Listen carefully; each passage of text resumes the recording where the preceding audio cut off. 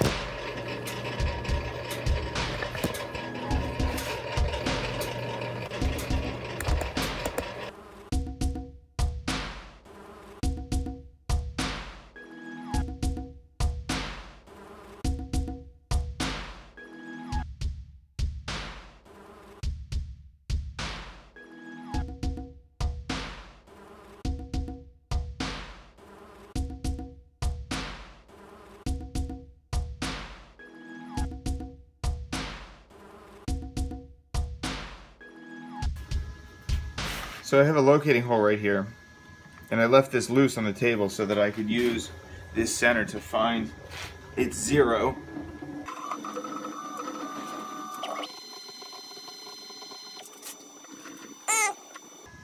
There. Alright, so now I can lock these tie downs.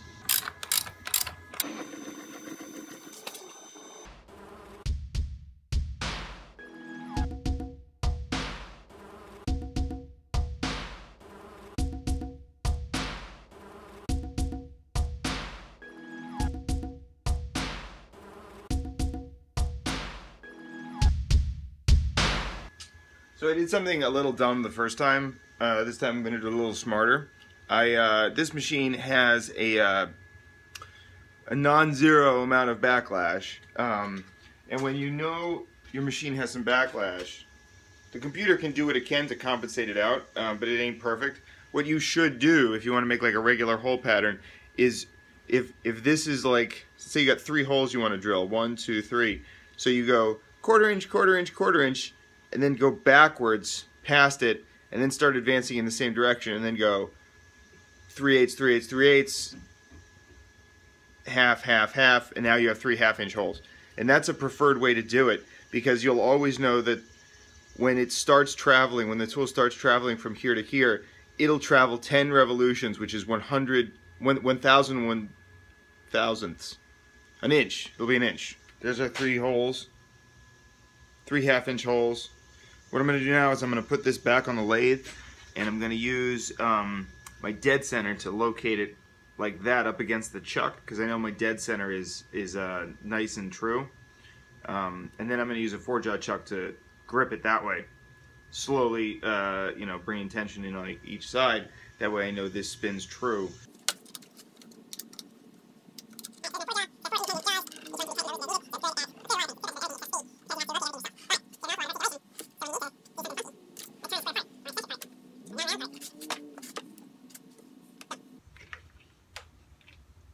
So now I'm going to tighten that guy up, give it a spin. Because whenever you take something out of a chuck and then put it back into a chuck, you really can't trust that the previous cuts you made are actually true, which is on center.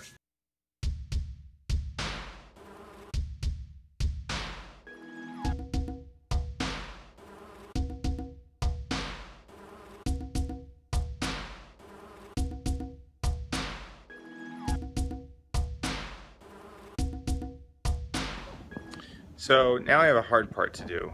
I have to tap that hole to 3/4 10, which is a really big tap right there. And I don't really have a tap wrench big enough for this guy. That's kind of a pain. So what I'm gonna do is I'm gonna use the lathe, and then I'm gonna use a regular wrench. Back of this tap, like a lot of taps, has a locating pin. Well, it was there from when they made this thing on a lathe, but I'm going to use it to my convenience, because if I put a dead center back in my tailstock and I do that, now I know the tap is square. It's going to go in straight, right? As long as I keep this index in there, that guy will go in straight and make a good tap.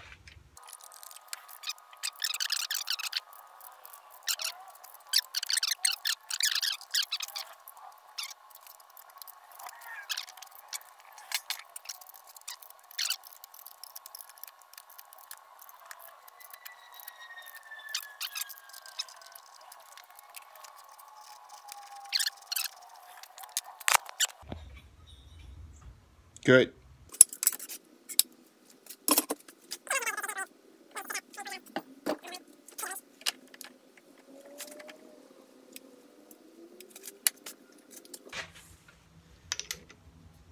We got a 3/4 10 bolt.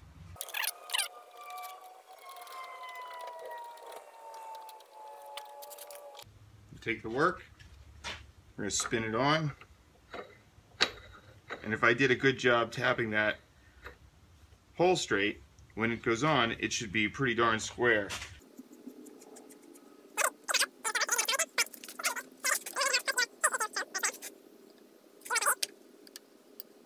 And if you index towards the outside, you get a better reading. I'm plus or minus 10 thousandths on the outside, which ain't terrible, but I could have done better. So we'll try better next time.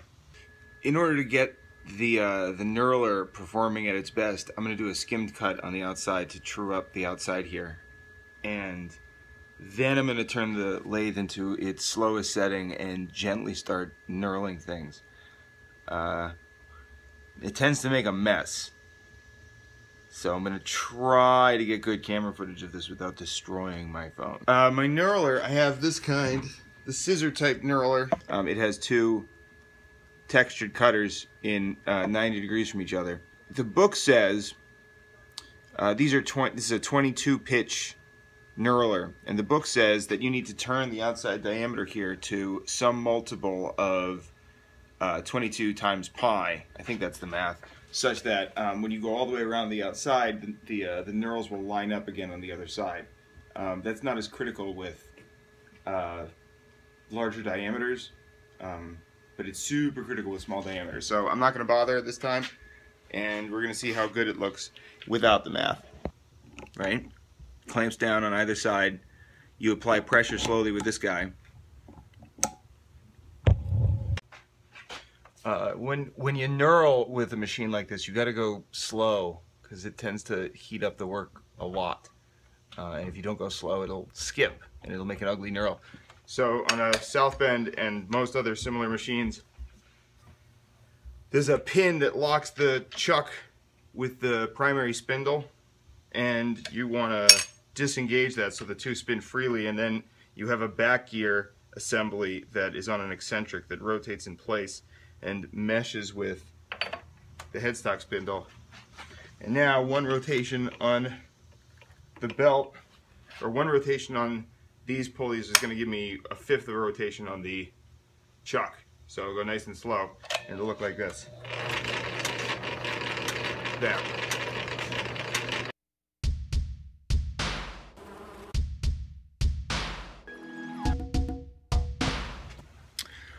there's the finished operation. That looks pretty good.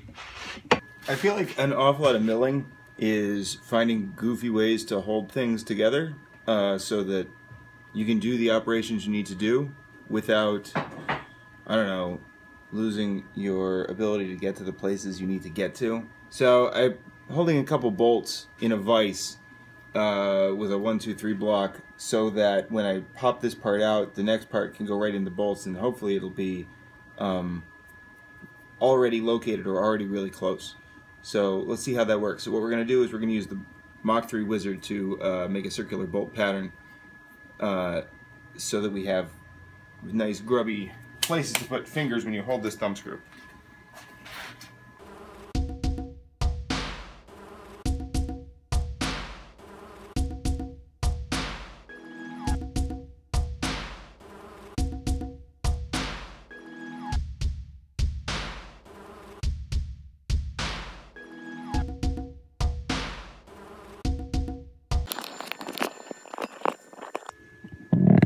Boom. Alright, let's see how this looks.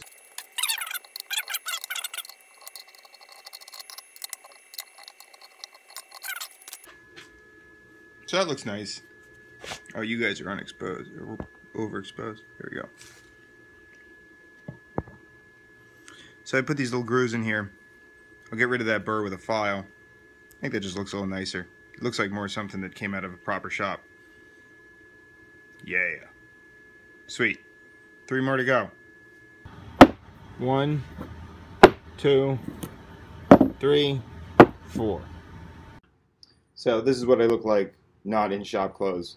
I put a little finishing touch on these guys. I put a set screw in there so that you can tighten it down on the stock that it's going to be threaded on.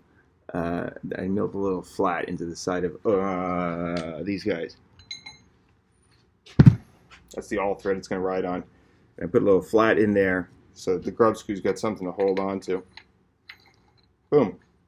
Simple as that. Great. And that'll be a nice handle. And maybe in the next video I'll show you guys what this looks like all built up on Ferb. But for now, that's it from the machine shop.